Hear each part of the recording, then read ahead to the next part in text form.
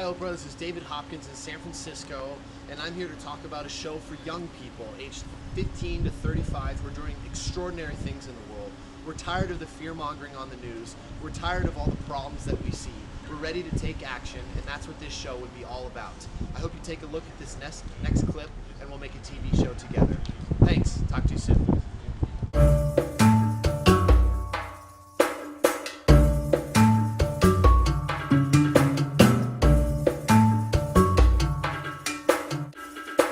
It is the fastest growing movement in human history.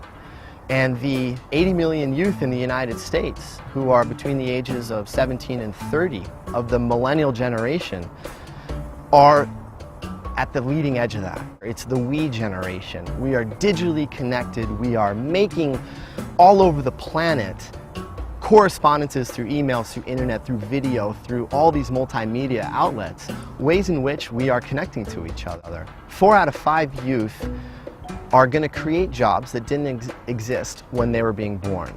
That's 80% new growth in the job market, largely because we as young people are innovative. We come up with new solutions to challenges that have always been there. Whether it's Mark Heenis, who in college started a fund that raised money for Darfur. He'd never been there.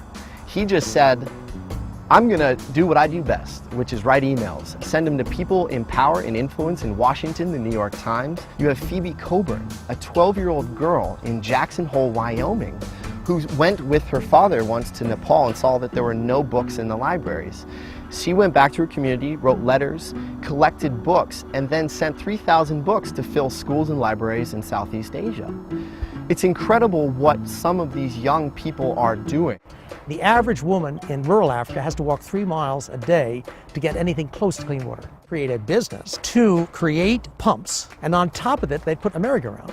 And the village children, as they turned it, would pump the water.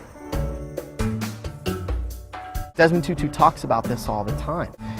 Someone who's a Nobel Peace Prize laureate is still surprised by the innovations that young people are coming up with.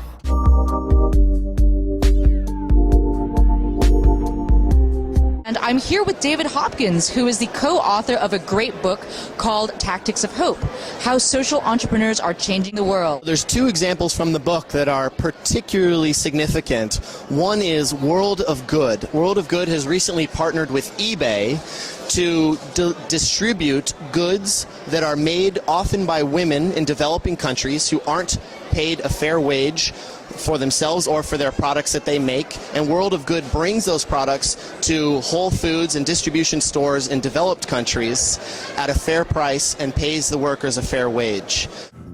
What we see on the news is the death, the destruction, the challenges, the problems, and yet most of us look at the news and say, let's turn it off. The reality is that we can take all that bad stuff that we see on the news and turn it into opportunities. There are 80 million young people now in the United States. We're coming together to form new ideas, to innovate and invent our way out of the crisis that we're facing. To think that our children might have to inherit a planet that is a lot worse than we have it now is daunting. How are we going to change all this? We're aware of what the challenges are. Well, what are you doing about it? What are you doing with your summer vacations? Do you know what you're doing with life after college? Not all of us do. The good news is that the challenges that you see everywhere we look are actually opportunities to make a difference. If you want to make a difference, you can. Send this video to 5 of your friends and begin to look for ways in which you can make a difference. Come be a part of the solution.